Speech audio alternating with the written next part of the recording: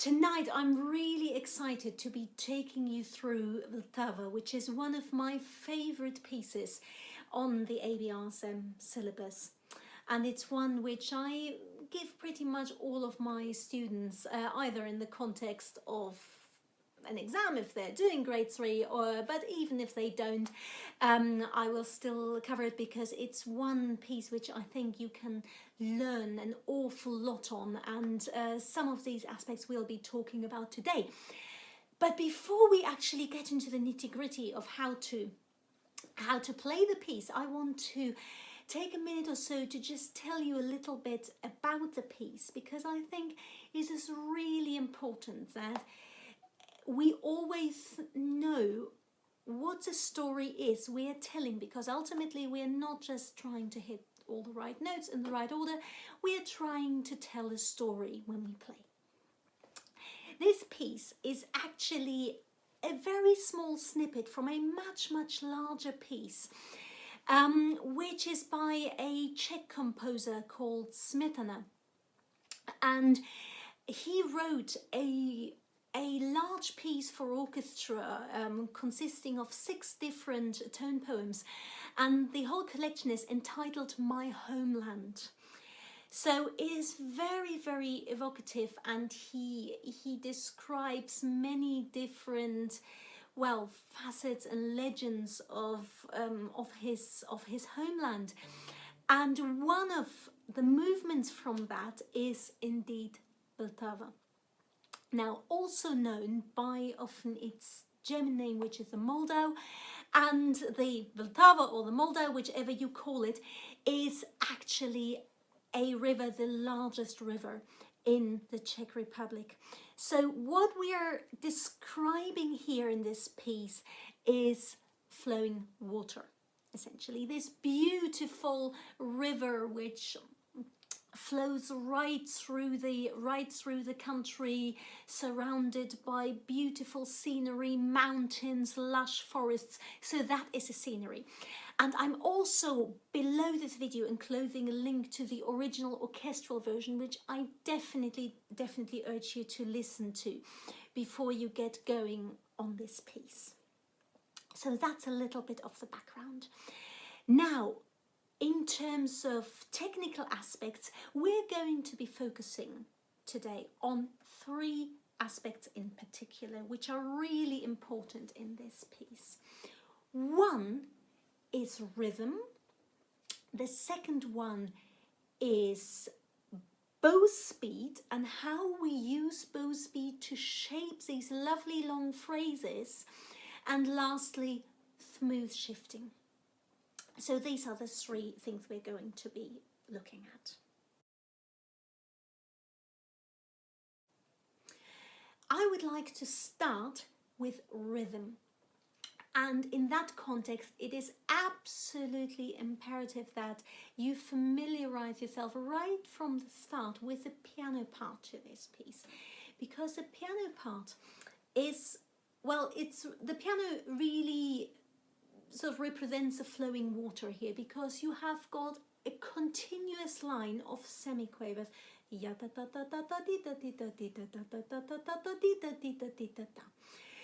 and we have got, well, almost 2 bars of that before we come in.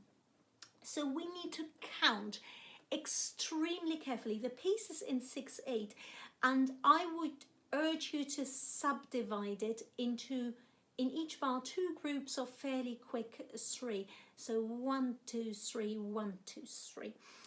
And one thing that a lot of students find really tricky when they play with the piano is coming in correctly at the beginning. So if you count 1, 2, 3, 1, 2, 3, 1, 2, 3, 1, 2, 3, and on the last 3 you come in. And I would really recommend that from the very start, every time you practice a piece, every time you start, you count 1, 2, 3, 1, 2, 3, 1, 2, 3, 1, 2.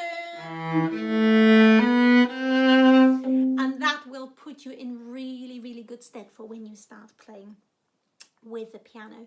So in all of these phrases, any note which isn't a quaver. We need to be absolutely sure about how many quavers are in it throughout. Yeah, so 1, 2, 3, 1, 2, 3, 1, 2, 3, 1, 2, 3, 1, 2, 3, 1, 2, 3, 1, 2, 3, 1, 2, 3, 1, and so on and so forth. So that is really, really important, and it doesn't matter which piece you're doing. The best thing you can do to learn rhythm is sing it and clap it. So until you can sing it and until you can clap it correctly, you will find it very difficult to play it correctly because there's so many other complications. Yeah, so that is rhythm, very important. The second aspect we're looking at in this piece is why I really, really love teaching this piece in particular. And that's because bow speed is such an essential vehicle for string players to express ourselves, to create these beautiful long phrases a composer intends here. So if you look at the music, you will see that every phrase starts slightly quieter and then grows throughout the phrase, goes to the top. You can just see the geography of it. It goes up, it gets loud, and on the other end it diminuendos again. So how do we do that? The trick here is to stagger how much bow we're using. So we start roughly in the middle of the bow with a very small bow on the first note.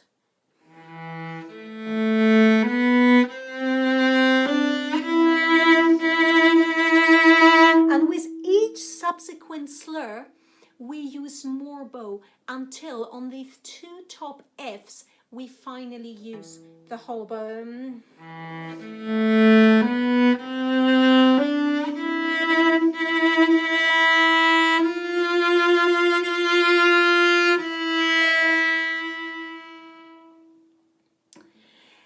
You will note that the second F has got an accent on it, and the way you do that accent is not by any sort of force, because that would sound horrible. Instead, just gives the bow a little push, a little burst of speed from the arm, and that will do it. Just as one general remark, I am being very naughty here. I am using a little bit of vibrato. By this point, when you play this piece, you might not have started vibrato yet, so don't worry about that. Yeah, you can do all the shape you need just with your right hand. So we've gotten to the top.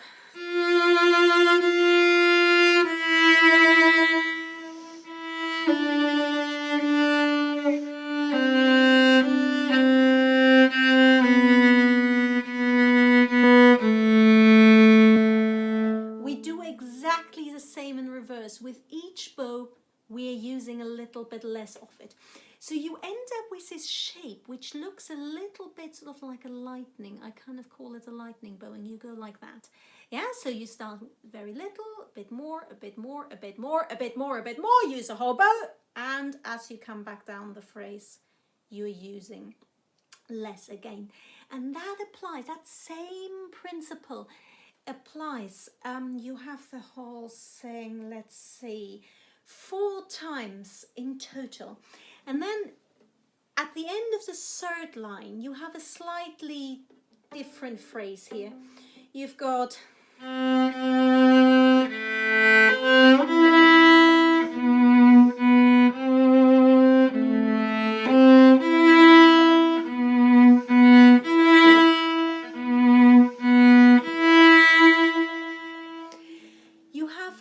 what we call, well, hairpins. You see, you've got a quick crescendo followed by a diminuendo, and in between, on these E's, you've got what we call a sforzando. So that's really where you want to release a quick burst of bow speed.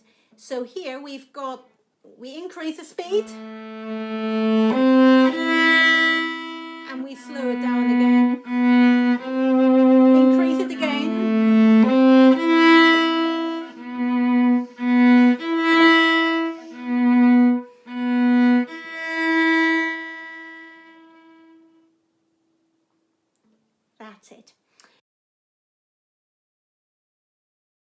So the final point I would like to look at is shifting. So again, in order to get this nice big shape, we need the smoothest possible shifts. Now the shifts I'm going to show you, they are based on my fingerings. I think these are the most practical ones, but your teacher may have given you different ones. That is beside the point, as the principle will still apply in exactly the same way. Yeah. Any of these shifts here, they need to be executed extremely smoothly. So if we look at the first one,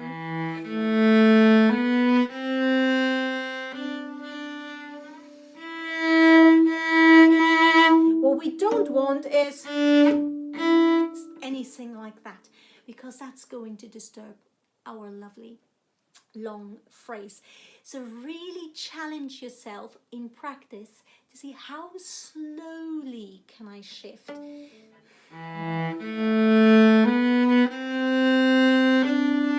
And note that I'm shifting with my arm. My hand shape stays completely undisturbed.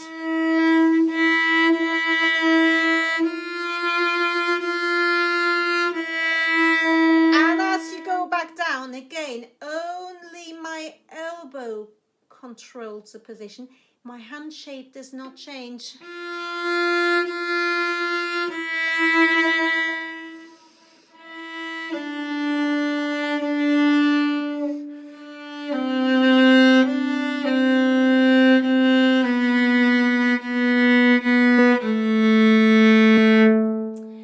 Yeah, so when you first start practicing that, really don't worry about speed. First of all, get the shifts really smooth without ruining your hand shape in the process. Now there is one more passage which I want to talk about, and that's the one I just talked about in terms of bow speed already, and that is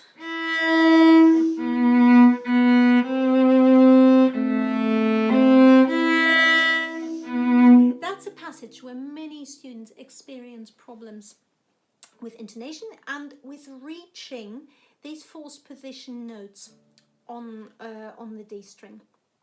And if that is the case, that means there is usually an issue with how our left arm is positioned, and it means it's usually coming from behind the cello and not from out and above. So at this point, your left hand here should not be resting on the cello. It should be, you see, your arm. I have one test for my students, and that is, can you place your bow on your arm without it falling down?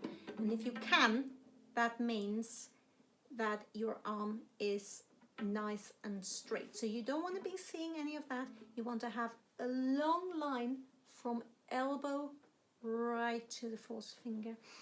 If you want a little bit more explanation of that, I attach a link below to another video which I did, which actually deals with a G major scale, but in which I'm talking quite a bit about a fourth position, and if you're having trouble with that, that might help.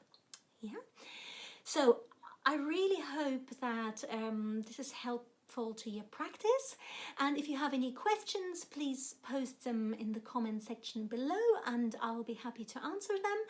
And if you like the video, then please smash that like button, subscribe to my channel, and I look forward to seeing you again for another video.